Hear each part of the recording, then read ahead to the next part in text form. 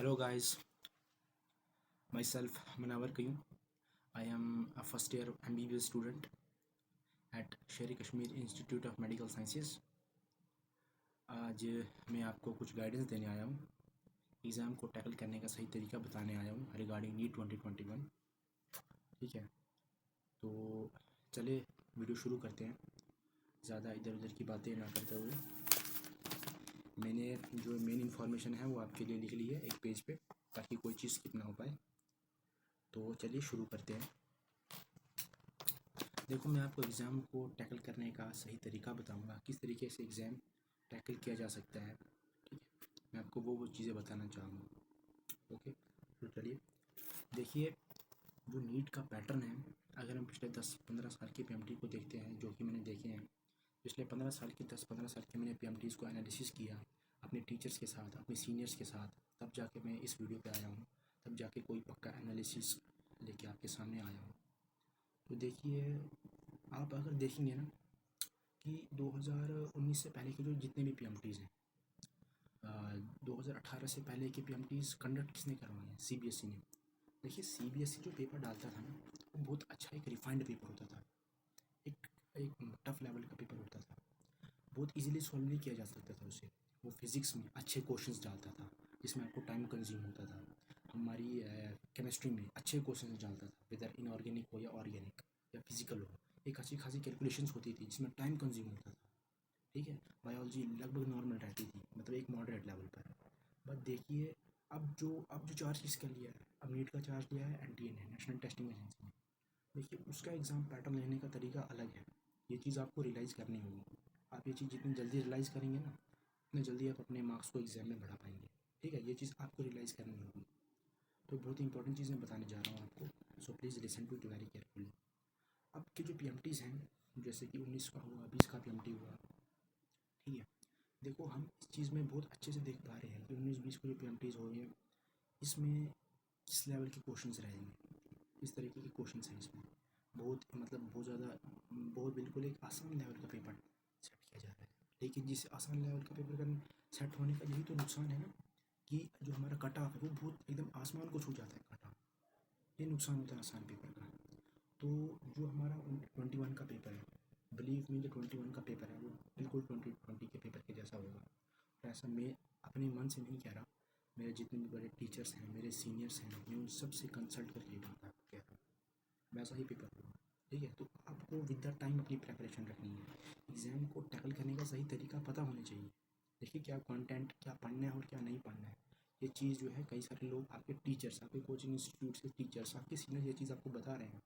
But exam को किस तरह टैकल किया जाए, ठीक है, किस तरीके से चारों डायरेक्शन से एग्ज़ाम को किस तरह टैकल किया जाए कि एग्ज़ाम को क्रैक किया जा सके। ठीक है, और एक चीज़ ना याद रखो, ड्यूरिंग द प्रेपरेशन तुम्हें फर्स्ट ऑफ ऑल इतना पढ़ना है कि तुम्हारा गवर्नमेंट मेडिकल कॉलेज में सिलेक्शन हो पाए। ठीक है, देन उसके बाद आप अपनी प्रेपरेशन बढ़ाते हैं, फिर आप ऑल इंडिया रैंक के लिए कम्पीट करते हैं। फर्स्ट ऑफ ऑल इतना काबिल हो जाइए कि आप किसी मेडिकल कॉलेज में सिलेक्शन ले पाएँ, क्योंकि कट थ्रोट कॉम्पिटिशन है, आसान तो बिल्कुल भी नहीं है। ठीक है, ये चीज़ हम जानते हैं। एग्ज़ाम को मुश्किल कराने के लिए कई सारे फैक्टर्स हैं, सिर्फ पढ़ाई ही नहीं होती है, कई सारे उसके अलॉन्ग भी फैक्टर्स हैं। इतना सारा कंपटीशन है, 20 लाख बच्चे आपके साथ बैठे हैं, 3 घंटे में 180 क्वेश्चन करना है। ठीक है, कई सारी चीज़ें होती हैं जो एग्ज़ाम को टफनेस को बढ़ाती हैं। तो चलिए, अगर मैं बात करता हूँ यहाँ पे फिज़िक्स की। ठीक है, देखो फिज़िक्स में आप जितने भी उसके न्यूमेरिकल्स हैं फिज़िक्स के, प्लीज़ ज़रूर से ज़रूर लगाइए। प्रीवियस पीएमटीज़ जो हैं, पिछले 10 साल के, 15 साल के जितने भी पीएमटीज़ हैं, फिज़िक्स के सारे क्वेश्चंस लगाइए। आपको एनसीईआरटी का हर फार्मूला याद होना चाहिए, हर फार्मूला। ठीक है, टिप्स पे होना चाहिए आपके। आपको फिज़िक्स के जितने प्रीवियस ईयर के क्वेश्चन हैं लगाइए, आप सारे क्वेश्चन सॉल्व कीजिए अच्छे से। लेकिन प्लीज़ एंड प्लीज़, फिज़िक्स की एनसीईआरटी की थ्योरी मत छोड़ना यार। क्योंकि क्या रहता है कि हम बहुत पढ़ते हैं, मल्टीपल क्वेश्चन, वेरियस क्वेश्चंस लगाते हैं, एलसी ऑसिलेशंस के न्यूमेरिकल्स लगाते हैं, आरसी सर्किट्स पढ़ते हैं, लॉजिक गेट्स के एक हाई लेवल पे जाते हैं। ठीक है, जोर गेट, नॉर गेट, हम हर चीज़ पढ़ते हैं, लेकिन हम थ्योरी स्किप कर देते हैं।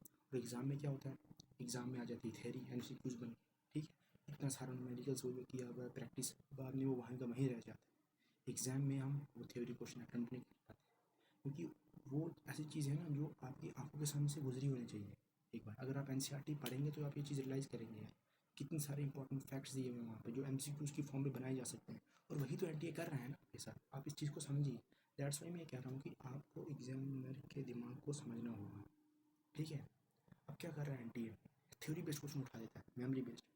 एनसीईआरटी का ग्राफ उठा लेगा, एनसीईआरटी की लाइन उठा लेगा, theory line, which of the following is correct, which of the following is not correct, matching करने में लगा देगा, टाइम कंज्यूम करेगा। बहुत ज़्यादा कैलकुलेशन तो नहीं करवाएंगे आंटी, आपको देख लो, ये चीज़ मैं लिख के देता हूँ, ठीक है। बहुत ज़्यादा कैलकुलेशन ये आपको नहीं करवाने वाला है आंटी। आपको मेमोरी बेस्ड क्वेश्चंस बहुत हद तक आएंगे, जिन्हें आपको अच्छे से पढ़ के जाना है। इलेक्ट्रोस्टैट में इलेक्ट्रिक चार्जेस हैं, उनकी प्रॉपर्टीज़ हैं, ठीक है। मेटलिक स्फीयर पे किस तरह चार्ज का डिस्ट्रीब्यूशन है, उसकी प्रॉपर्टीज़ हैं। Which one of the following is correct or not correct, ऐसे करके क्वेश्चन सेट हो जाते हैं, ठीक है। बाद में आपके वो कई सारे किए कराए न्यूमेरिकल जो पिछले 2-2.5 सालों से 3 सालों से कर रहे हो आप, वो कहीं काम नहीं आते। इसलिए आपको एनसीईआरटी की थ्योरी ज़रूर पढ़ के जानी है, एनसीईआरटी के ग्राफ्स ज़रूर पढ़ के जाने हैं, ठीक है।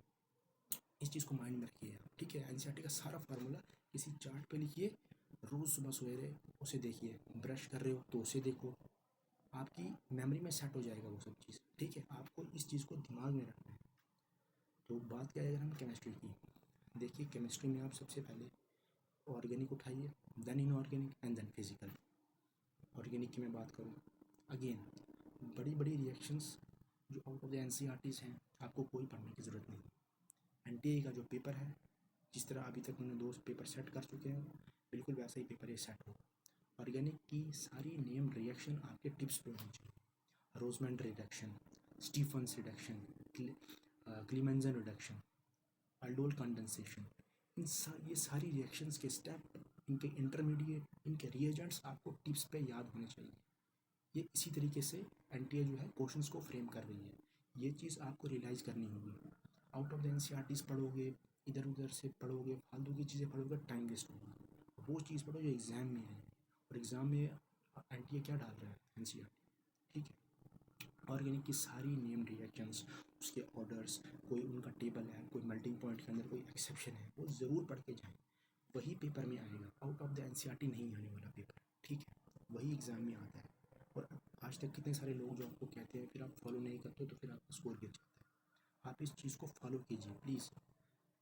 यकीन माने आप अपना स्कोर खुद बढ़ते हुए देखेंगे। अगर ये बात हो गई फिज़िक्स की, सॉरी, ये बात हो गई ऑर्गेनिक की। फिर मैं बात करूँ इनऑर्गेनिक केमिस्ट्री की।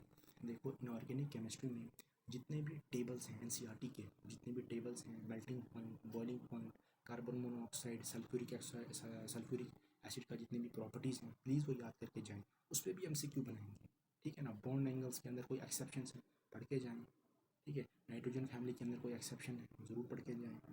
आप ये सारी जितने भी कोई जैसे कि अगर इनऑर्गेनिक में कई सारी रिएक्शंस हैं जो रटनी पड़ सकती हैं आपको, ठीक है।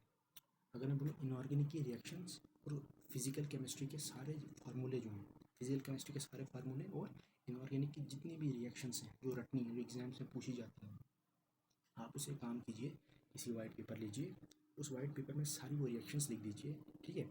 और फिजिकल केमिस्ट्री के सारे फार्मूले लिख दीजिए, ठीक है। अब आप क्या कीजिए, वो जो फार्मूलेज हैं, वो जो सारी रिएक्शंस हैं, उसे सामने लिखिए, और उन सब रिएक्शंस को अपने फ़ोन में रिकॉर्ड कर लो। अपने फ़ोन में रिकॉर्ड कर लोगे आप, तो जिस तरह आप गाना सुनते हो उसी तरीके से क्या करो, आप उन रिएक्शंस को रोज़ सुबह सवेरे सुनो। देखना वो, बिलीव मी, वो आपके लॉन्ग टर्म मेमोरी में सेट होते जाएंगे।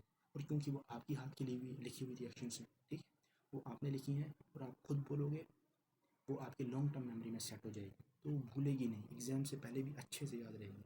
तो आपकी इनऑर्गेनिक केमिस्ट्री के जितनी भी रिएक्शंस हैं, फिजिकल केमिस्ट्री के जितने फार्मूले हैं, उनको लॉन्ग टर्म मेमोरी में याद रखने के लिए ये स्ट्रैटेजी यूज़ कर सकते हैं, क्योंकि ये मैंने भी ये स्ट्रैटेजी यूज़ की थी, और बिलीव मी एंड टाइम में ये स्ट्रैटेजी बहुत ज़्यादा काम आई थी। क्योंकि एंड टाइम में इतना टाइम नहीं होता कि बायोलॉजी भी पढ़नी है, फिजिक्स भी पढ़ना है, केमिस्ट्री भी पढ़ना है। सो दैट्स वाई आप टाइम बचाने के लिए ये तरीका यूज़ कर सकते हैं जो मैंने किया था।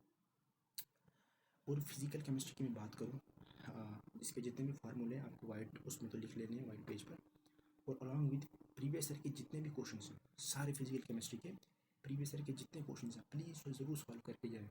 रट के नहीं जाना है, समझ के जाना है। जो कॉन्सेप्ट्स हैं उसे समझ के जाइए, ठीक है। एक बार सॉल्व कीजिए, समझ के जाइए, लेकिन स्किप मत कर देना, स्किप मत कर देना। एग्ज़ाम में फिजिकल केमिस्ट्री का देखना फार्मूला बेस्ड क्वेश्चन आएगा, और अगर आपको फार्मूला ही नहीं याद होगा तो आप क्या आगे प्रोसीड करोगे। तो इस चीज़ को माइंड में रखें, सारे फार्मूले याद रखें, प्रीवियस ईयर का जितना भी क्वेश्चन है फिजिकल का ज़रूर सॉल्व करके जाइए और समझ के जाइए। So now it's comes to biology. Yes, biology यार 50% पार्ट है इसका यार, 720 में से 360 नंबर है, ठीक है ना। अगेन वही बात बोलूँगा, फर्स्ट ऑफ ऑल अपने आप को इतना काबिल बनाओ कि तुम्हारा सिलेक्शन हो जाए, उसके बाद तैयारी बहुत अच्छी हो जाती है तो ऑल इंडिया रैंक के लिए कम्पीट करो, ठीक है। सो बायोलॉजी की मैं बात करूँ, देखो अब आपको बोर्ड के लिए नहीं पढ़ना है कि आप पहले 11th की बायोलॉजी ख़त्म करेंगे देन 12th की बायोलॉजी ख़त्म करेंगे, नहीं, ये कॉम्पिटिटिव एग्जाम है, इसकी प्रिपरेशन का तरीका थोड़ा सा अलग रहता है। आप क्या करो, जो हाई यील्डिंग टॉपिक्स हैं, जो हाई वेटेज टॉपिक्स हैं, ठीक है, जो प्रीवियस ईयर के हम पेपर्स देखते हैं उससे हम एनालिसिस लगा पाते हैं। जैसे कि हाई यील्डिंग टॉपिक्स में हमारे इकोलॉजी आ जाता है। इकोलॉजी में यार कुछ भी नहीं बोलो तो एटलीस्ट 10 से तुम्हारे 12 क्वेश्चन इकोलॉजी से आए रहे हैं हर साल, तुम्हारा 50 नंबर इकोलॉजी से आ रहा है तुम्हारा, ठीक है। फिर तुम्हारा जो रिप्रोडक्शन आता है 12th में प्लांट्स और एनिमल्स का, कितना बड़ा वेटेज वो ले रहे हैं, ठीक है। तुम्हारी 11th की फिजियोलॉजी कितना वेटेज ले रही है अभी। तुम पहले हाई यील्डिंग टॉपिक्स करो, जो हाई वेटेज टॉपिक्स हैं पहले तुम वो अच्छे से कर लो, अपने पक्के कर लो। उसके बाद तुम छोटे टॉपिक जैसे कि mineral nutrition, transport in plants, फिर उन पे आप स्किप नहीं करना है, मैं ये नहीं कह रहा हूँ कि स्किप करना है, आपको प्रायोरिटी के हिसाब से अपनी प्रेपरेशन रखनी है। पहले आप हाई वेटेज टॉपिक्स कीजिए, उसके बाद जो लो वेटेज के टॉपिक्स हैं उसे कीजिए, ठीक है। ये सही स्ट्रैटेजी यूज़ कीजिए, बिलीव मी। आप अपना जो टेस्ट दे रहे हैं या किसी भी इंस्टीट्यूट में आप अपना टेस्ट दे रहे हैं या कहीं भी, आप अपना खुद जो स्कोर है वो बढ़ता हुआ देखेंगे, ठीक है। तो आपको बायोलॉजी में ये तरीका अपनाओ, बिलीव मी, आप ये सब जो आपका स्कोर है एक बढ़ता हुआ आप देखेंगे अपना स्कोर, ठीक है।